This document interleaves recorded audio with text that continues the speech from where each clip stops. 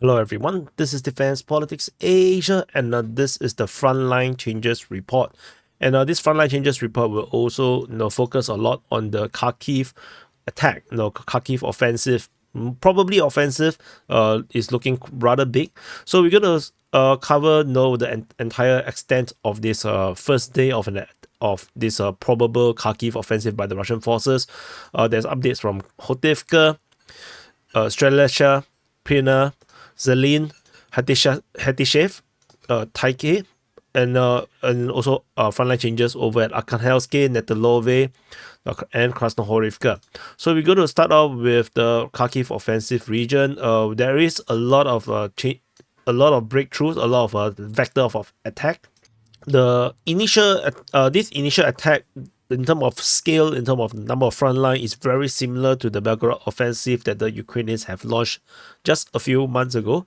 The Russians attacked over this area here south of Nikotivka, and then of course we have this already reported over in the SITREP in this region called, I can't remember even what is this name, Borisivka or the direction towards Lipsy. And then there is this attack that was previously not reported towards Neshkushny. There's this attack towards Vovchansk from various directions, as well as another attack in the northeastern part of Vovchansk. So this is the full extent of the Russian Kharkiv offensive in the first day of attack.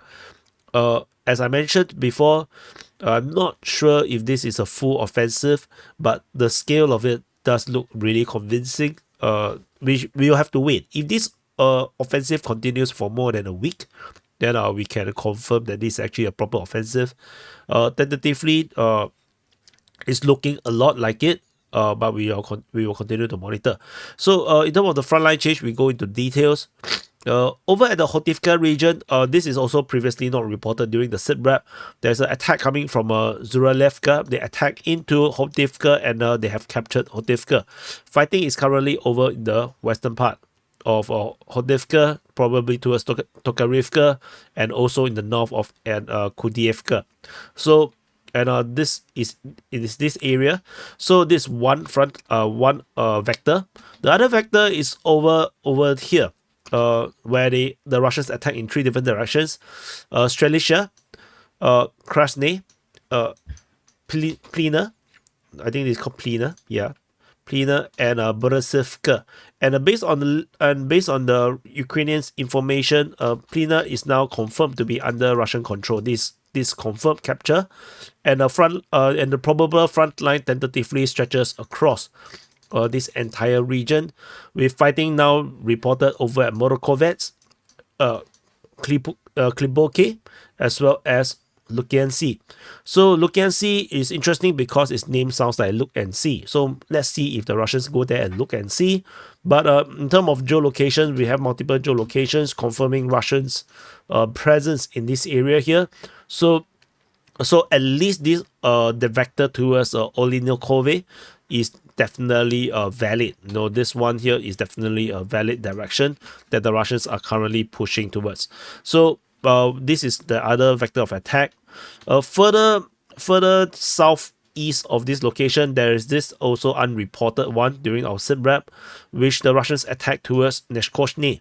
And in this area here, the Russian forces have captured Zeline, probably without a fight. Wrong color, let's go this way. And they captured Zeline without a fight, and their fighting is currently over in Neshkoshny. So we will continue to monitor and see how this develops. So this is the third direction. And so we move further up to this other front line. So this is actually one front line, and this is the other front line. This currently two major arrows. Like this one arrow, this another arrow. Clearly, this is target is Vovchansk. The target over here is a bit more unclear. Most likely, the first one is Lipsy, and there's this other direction that's going south all the way to the Hachi. So we shall continue to see how this progress.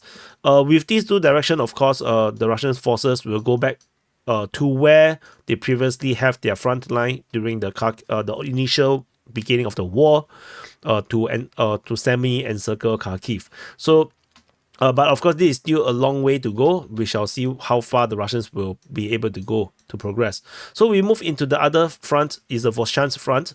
Vovchansk front line. This is probably, I don't even know what to call this for this moment. But you know, in the direction of Vovchansk, there is this attack was previously reported with the Russians attacking over at Netailove.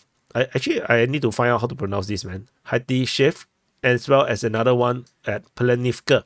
So this is the previous SITREP reported, but what we do realize after under Russian reports is that the Russians have also attacked Okhotsk. And according to the Russian reports, the Russian forces have captured Okhotsk, Netailove, as well as Plenivka. So this entire area here is now supposedly under Russian control, and the Russians are now already attacking towards Vovchansk already in this direction. There's also another direction that is unreported previously during the SITREP, because that was breaking news, is that the Russians have also launched another attack in the direction of Kharkiv. So this attack here have not reached Kharkiv yet. They have just advanced a little bit halfway through, but the village is a bit far. And based on this attack, so the likelihood is that the one on this eastern part towards Kharkiv is likely to be a pincer on from the east, and there's this attack coming from the west and coming from the north. So this is a three-pronged attack, probably to fully push the Ukrainians out of Vovchansk. So this is probably going to be what's currently happening over the next 24 hours. We shall see how this progress. And according to there is a bridge that was destroyed over at Zabine. So over here to prevent Ukrainian reinforcement from the other side. But all in all, based on all reliable information from Deep State, from Ryber, and of course, all the various respectable people, the likelihood is tentatively no one dare to confirm that this is actually a full-fledged Russian offensive yet. But everybody they are talking a lot about the Russians not sending enough troops to warrant this to be a full-fledged offensive, and based on geolocations, there is already Russian forces dying in this attack already. So yesterday we talked about this unknown geolocation, not sure whose troops is destroyed. Now we have confirmation that these are Russian troops. So Russian troops actually almost reached Olenivkove, but then they got destroyed.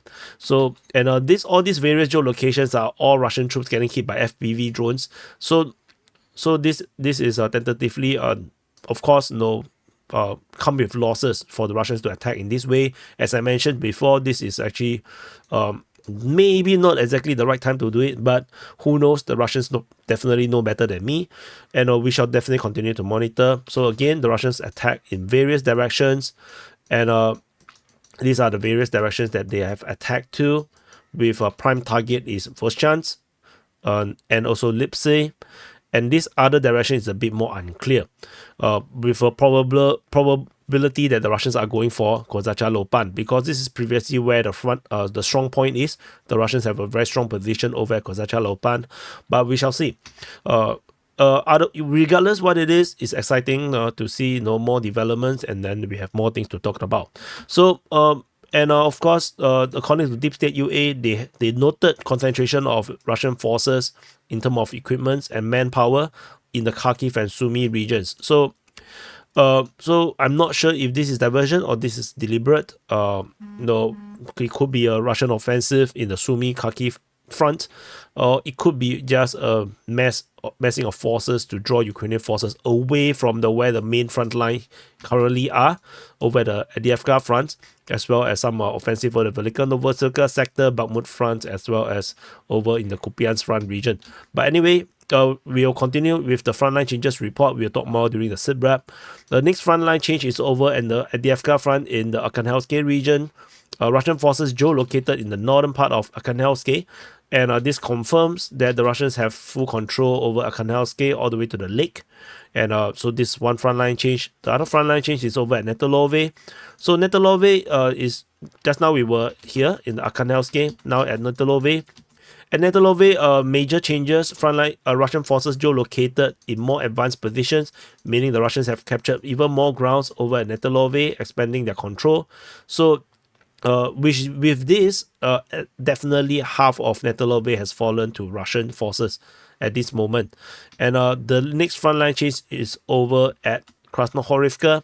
So it just south of this position at Netailove, there is two frontline change basically in the southern part of Krasnohorivka. Russian forces geolocated along the tree lines in the southern outskirts of Krasnohorivka invalidated Ukrainian claims confirming Russian presence over in this area here in the south. Another geolocation in the center south of Krasnohorivka. This confirmed Russians' presence in this area here. It also invalidates Ukrainian claims. So with this one, at least this area here is definitely under Russian control. The Russians are in this area here, but Russian claims is of course a lot larger. So we have this massive gray zone between the two mappings. So let's see how this develops. So these are the frontline changes report. Of course, with this a quick update about the entire Kharkiv offensive. So do press the like button, subscribe, and of course hit the bell button if you want to continue to keep being informed from DPA in terms of the situation in the Ukraine war and this Kharkiv offensive. And I'll see you guys in the next update.